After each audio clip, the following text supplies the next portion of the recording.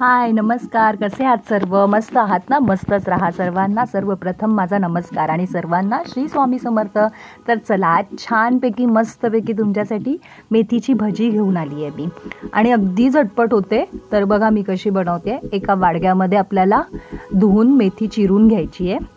1 वाटीभर मेथी घेतली आहे, 2 कांदे घेतलेत आणि चवीनुसार मिरच्या घेतल्यात. तिखट कमी कसं काय तुम्हाला पाहिजे जास्त तसं तुम्ही त्या मिरच्या घेऊ शकता. आणि 1 चमचाभर मी इथे ओवा घेतला आहे. ओवा का घ्यायचा आहे? कारण की आपल्याला बेसन टाकायचं त्याच्यामध्ये, तर कधी कधी पोट वगैरे फुगतं किंवा गॅसचा प्रॉब्लेम होतो, म्हणून नक्की ओवा टाका, स्किप करू नका. ओव्याने चव पण छान येते. मग चवीनुसार मीठ टाका.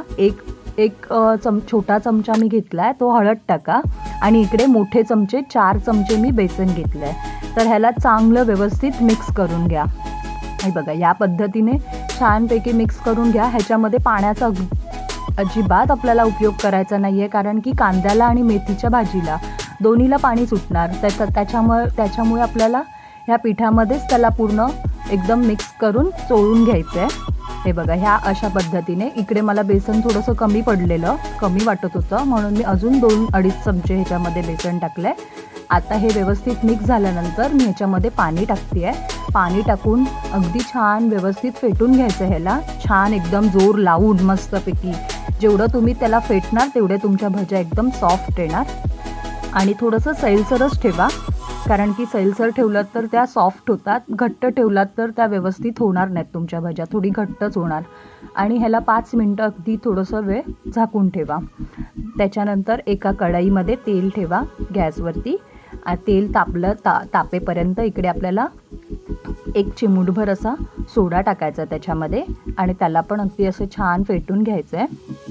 फेटून घेतल्यानंतर हे बघा, इकडे आपलं हे तेल गरम झालं आहे.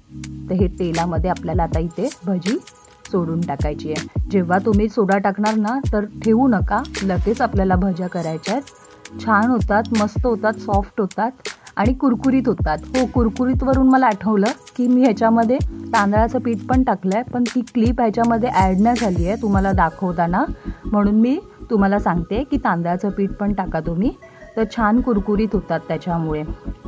तर हे बघा, हे असं छान मस्तपैकी अलटून पलटून आपल्याला मस्तपैकी असं तळून घ्यायच्यात. ह्या भजी मस्त लागतात, चवीला खूप छान असतात आणि मेथीची आहे तर थोडीशी हेल्दी पण आहे. तर नक्की बनवून बघा तुम्ही. बनवल्यानंतर मला कमेंट करा आणि जर हा व्हिडिओ तुम्हाला आवडला तर लाईक करा, शेअर करा, सबस्क्राईब करा. आजकाल कसं मुलांच्या सुट्ट्या आहेत ना, मुलं घरीच आहेत, तर मी हा संध्याकाळसाठी नाश्त्यासाठी मी हे भजी बनवलेले मुलांसाठी.